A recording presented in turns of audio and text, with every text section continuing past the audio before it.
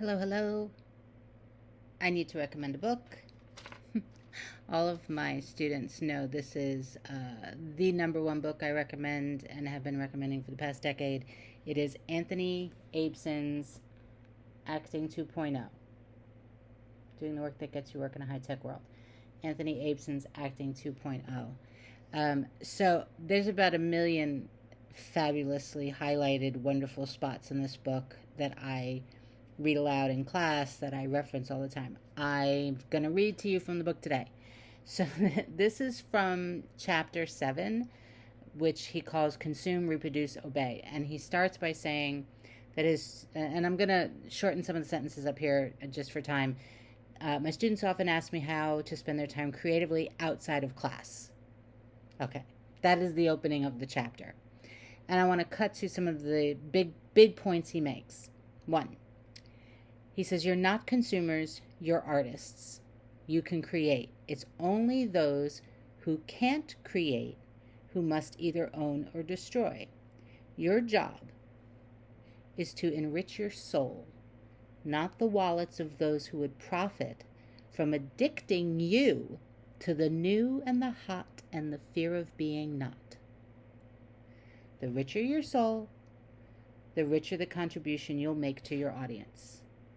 And he gives you his ways of doing that. 1, he says, unplug.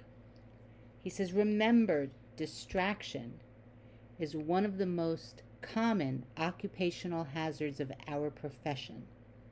He says it's a major source of tension, excess energy in the actor, and that the only antidote is concentration, which can channel that energy. He skips down and then says this about unplugging. He says, consider how often your best ideas have come to you in times of mental stillness. So what happens? What will happen to your creativity if all your emailing, texting, IMing, tweeting, and Facebook postings drown out the silence that allows your creative voice to emerge?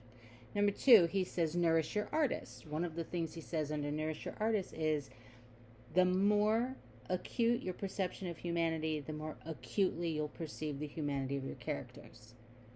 Number 3, he says, wake up and stay dangerous. And in that section, he says, if you don't unhook yourselves from the incessant craving to consume, you'll be sucked in by the compulsion to obey, impotent, unobservant, passive, sedated, distracted, and too high to be dangerous, just the way the culture wants you to be.